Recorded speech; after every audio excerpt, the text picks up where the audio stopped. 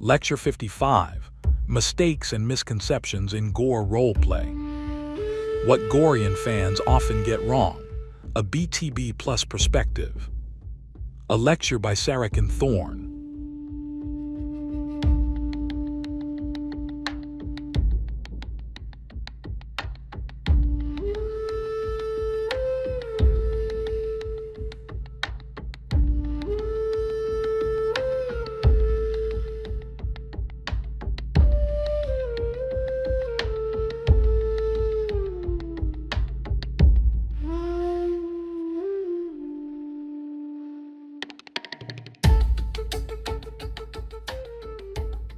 Part 1 Opening.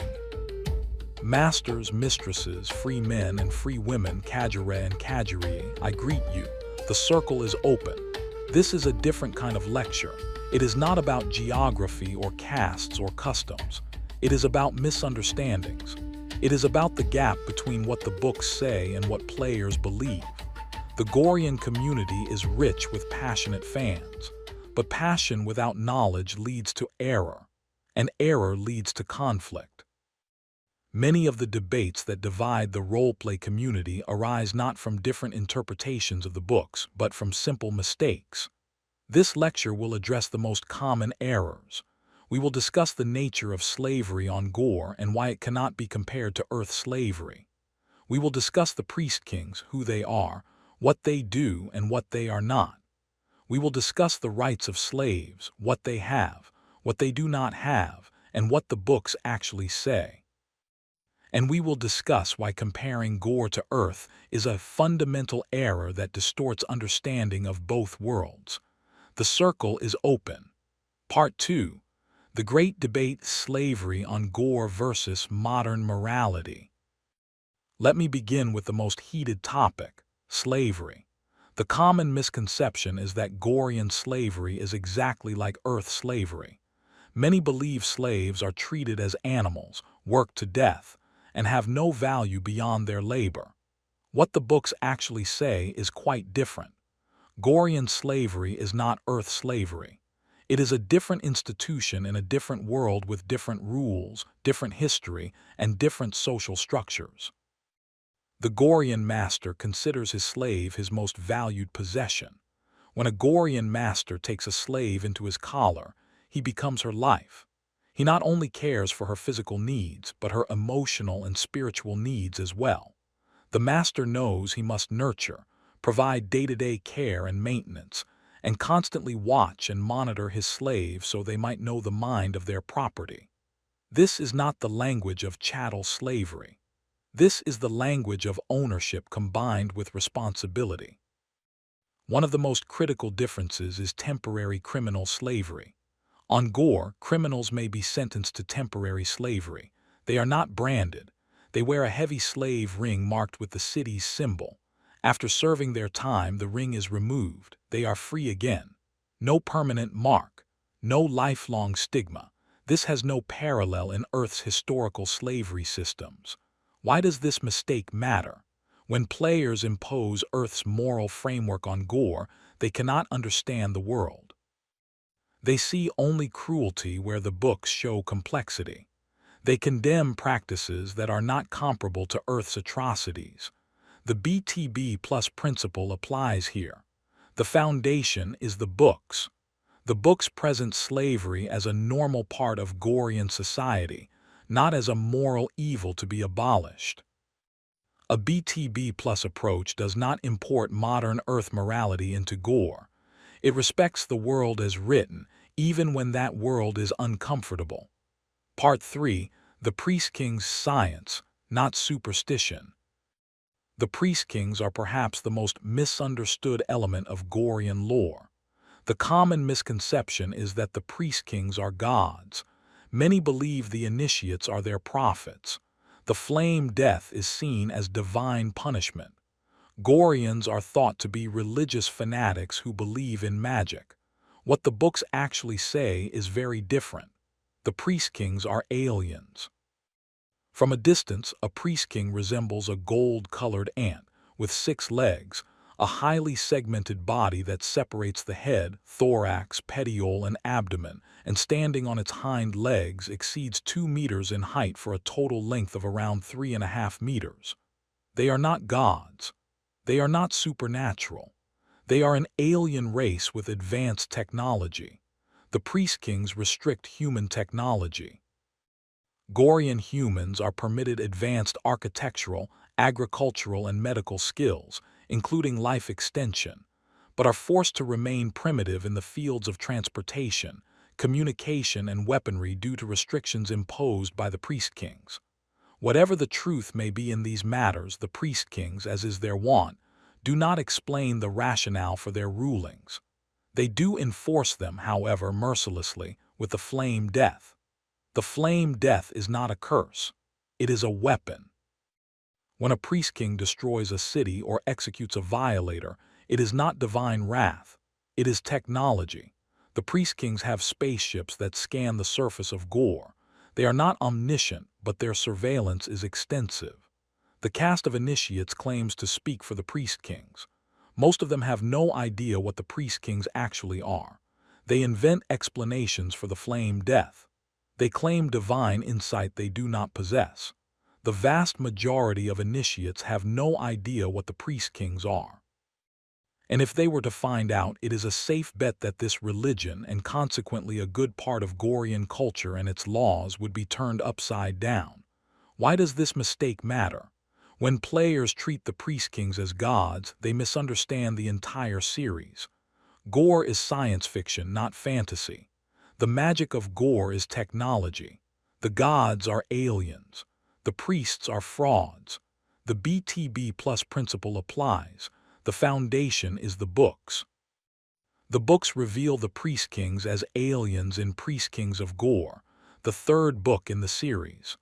A BTB plus approach respects this science fiction foundation and does not turn Gore into a fantasy world with real gods and magic. Part 4. The Rights of Slaves, What They Have and What They Do Not. This is another area of significant misunderstanding. The common misconception is that slaves on Gore have no rights at all. Many believe they are treated as less than human, have no protections, and can be killed for any reason. What the books actually say is more nuanced. Slaves are property. This is true, but property has value, and valuable property is protected. First, the right to be fed and housed. A slave is an investment. A starving slave is worthless. A sick slave cannot work. A master who neglects his slaves is a fool. The books are clear. Slaves are fed, housed, and given medical care not out of kindness but out of self-interest. Second, the right not to be killed without cause. A master may discipline his slave. He may whip her. He may sell her. But killing a slave is wasteful. Dead slaves do not work. The books mention that killing a slave is not murder, but it is also not encouraged. Most masters value their property too highly to destroy it casually. Third, the right to be freed. A slave may be freed. It is rare, but it happens. A freed slave receives a document of manumission. Her brand may be removed. She becomes a free woman, though the stigma may remain.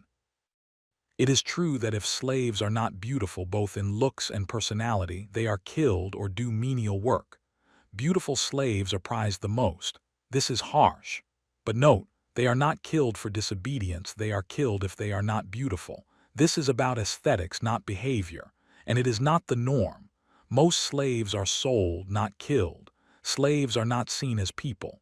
They are, according to Gorean followers, human animals. Masters make decisions for them. This is a crucial point. Slaves are not non-human. They are human animals. The distinction matters. A slave is still human, just stripped of the rights and status of freedom. Why does this mistake matter? When players claim slaves have no rights, they miss the nuance. Slaves have no legal rights, but they have protections derived from their value as property. A master who beats his slave bloody is not a criminal, but he is a fool. He is damaging his own investment. The BTB plus principle applies. The foundation is the books. The books present slaves as valuable property. A BTB plus approach respects this. Slaves are not free, but they are not disposable either. They are cared for because they are worth caring for. Part 5. The Paradox of Technology, Ancient Weapons, Advanced Medicine. This is the paradox that confuses many readers and role players. The common misconception is that gore is medieval. Many believe they have swords and arrows, no technology, and are primitive. What the books actually say is that gore has advanced technology, but only in specific areas. The Gorean humans are permitted advanced architectural, agricultural, and medical skills, including life extension, but are forced to remain primitive in the fields of transportation, communication, and weaponry at approximately the level of classical Mediterranean civilization due to restrictions on technology imposed by the priest kings. What does this mean in practice? Advanced medicine. Goreans have stabilization serums that stop aging. Physicians have diagnostic machines, genetic sequencers, and advanced pharmacology. They can analyze DNA. They can cure diseases Earth still struggles with. The green caste has technology that would amaze Earth physicians. Primitive weapons. Goreans use swords, spears, bows, and crossbows. No firearms, no explosives, no advanced projectile weapons. The crossbow is the most powerful weapon permitted. Primitive transportation. No cars, no trains, no engines. Travel is by tarn, by kaila, by foot, or by ship. Ships are powered by oars and wind. The tarn is the fastest way to travel, but it is a bird, not an airplane. No long-range communication, no radios, no cell phones. Communication travels at the speed of a runner, a rider, or a tarn. The Gorean paradox explained. A Gorean physician can extend your life for centuries, but if you offend the priest kings, they will kill you with a beam of energy from orbit. A Gorean builder can construct a tower with electric lighting, but the electric motor that powers the elevator cannot be used to power a car. The priest kings permit technology that does not threaten their control. Why does this mistake matter? When players treat gore as purely medieval, they miss half the world. They ignore the energy bulbs, the diagnostic machines, the stabilization serums. They reduce gore to a simple fantasy setting when it is a complex science fiction world. The BTB plus principle applies. The foundation is the books.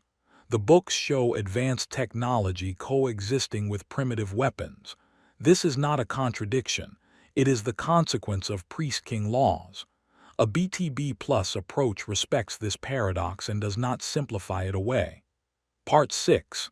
The Female Slave Misconceptions about the Kajira. The Kajira is perhaps the most iconic figure in Gorean roleplay and the most misunderstood. The common misconception is that a Kajira is only a sex slave. Many believe her only purpose is to satisfy her master's desires, and she has no other skills, no other value, no other role. What the books actually say is that a Kajira has many roles. The 3 laws of Kajira state: who am I? A slave girl, a woman possessed. Why am I marked? So that everyone can see I am possessed. What is my only duty? Exquisite beauty and absolute obedience. What is my greatest desire? To please men. These are the words of a Kajira, but they are not the whole truth.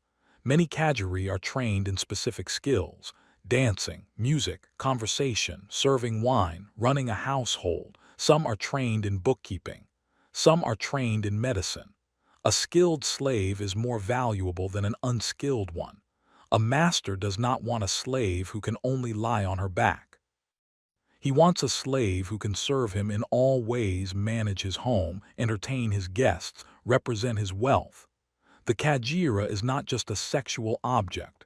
She is a status symbol, a servant, and sometimes a companion. The slaves of the black caste wear black silk. They are not pleasure slaves. They are servants of death. A black silk slave is feared, not desired. Why does this mistake matter?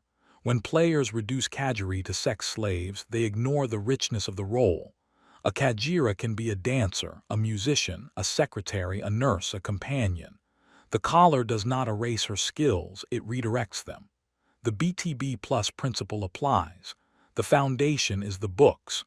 The books present Kagiri in many roles. A BTB plus approach respects this diversity and does not flatten the role into a single function. Part 7. Free women not silent, not weak. The free woman of Gore is often misunderstood by role players, both BTB and GE. The common misconception among BTB players is that free women are silent, submissive creatures who live in fear of punishment collars. The common misconception among GE players is that free women are independent warriors who need no men. What the books actually say is more nuanced. First, free women speak freely. A free woman is not a slave. She has rights. She can speak her mind. From Mercenaries of Gore, a free woman says, "I am a free woman. I can speak as I please." Second, free women are not warriors. A free woman does not carry weapons. She does not fight in battles. She is respected, but she is also subordinate. The power of free women rests ultimately on the might of men. Were it not for men, free women would be as powerless as slave girls. Third, free women are outspoken, talkative, vital, and active. They are protected by law. They are rarely raped. The books explicitly state that free women are almost never raped on Gore. But they are also subject to authority. A free woman who steps too far out of line can be punished. She can be imprisoned, chained, or even enslaved. Why does this mistake matter? When BTB players make free women silent, they ignore the books. When GE players make free women warriors, they also ignore the books. The truth is in between. Free women have rights and voices, but they are not men's equals. The BTB plus principle applies. The foundation is the books. The books present free women as outspoken yet subordinate. A BTB plus approach respects both aspects, neither the silent mouse nor the warrior queen. Part 8. The Curii, not just beasts. The Curii are the great enemies of the priest kings, but they are also misunderstood. The common misconception is that the Curii are mindless beasts. Many believe they are monsters with no culture, no intelligence, no society. What the books actually say is that the Curii are an intelligent, technologically advanced alien race. They are an aggressive, invasive race with advanced technology, though less so than that of the priest kings, who wish to colonize Gore and Earth. The Curii have their own language, their own ships, their own social structure. They are not beasts, they are antagonists. They have goals, they make plans, they employ human agents. The word Curii comes from the language of Torvaldsland, where it means beasts. The Torvaldslanders have fought them for generations. They know them as enemies, but they know they are intelligent. Why does this mistake matter? When players treat the Curii as mindless monsters, they miss the complexity of the conflict. The Curii are not just enemies to be killed. They are adversaries to be understood. The BTB plus principle applies. The foundation is the books. The books present the Curii as intelligent adversaries. A BTB plus approach respects this and does not reduce them to mindless beasts. Part 9. Why you cannot compare Gore to Earth. This is the most important point in the lecture. The common misconception is that Gore is just Earth with a different map. Many believe Gorean customs can be judged by Earth standards, and Gorean morality is either good or evil by Earth's measure. What the books actually say is that Gore is not Earth. It never was. It never will be. Different history. Gore was seeded by the priest kings with humans from various Earth cultures, but those humans have been on Gore for thousands of years.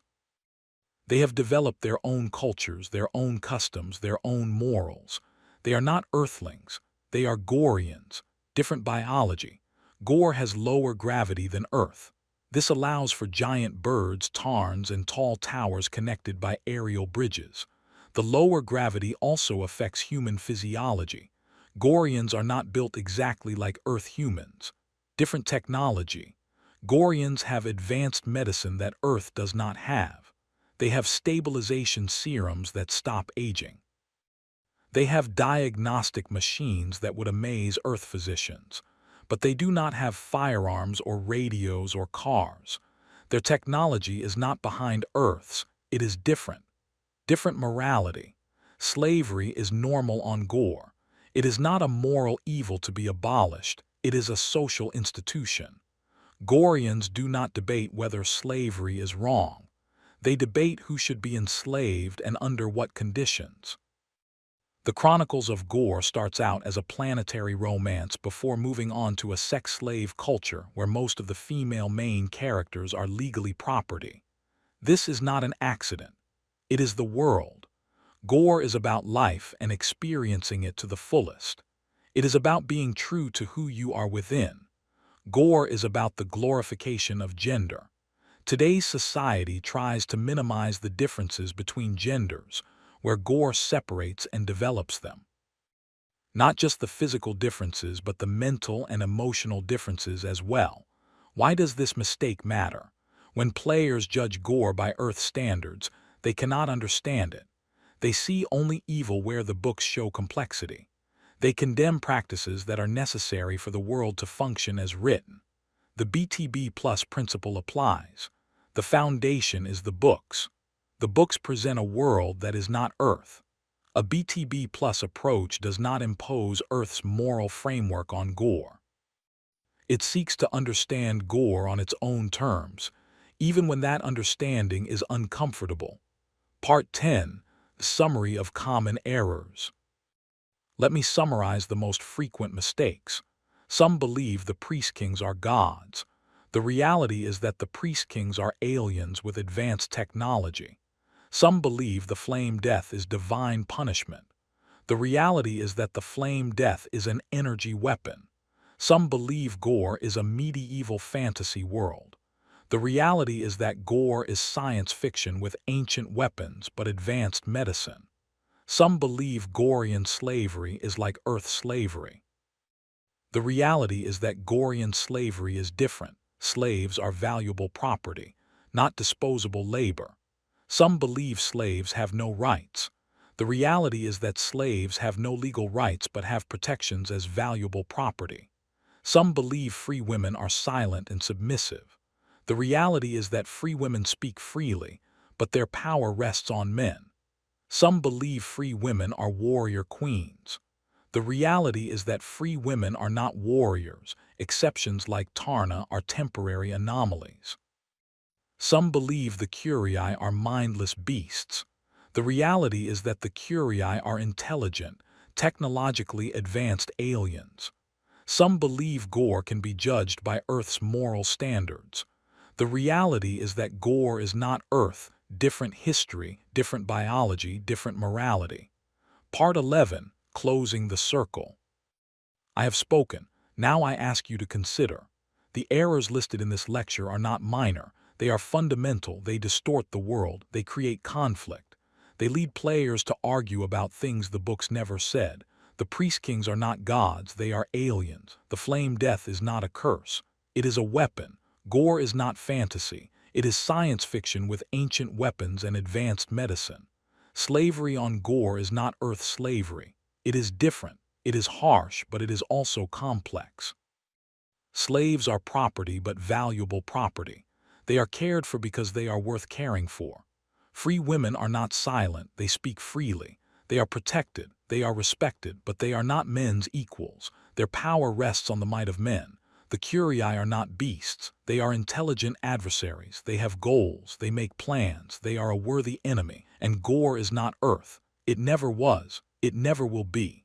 To judge Gore by Earth standards is to misunderstand both worlds. The circle is yours.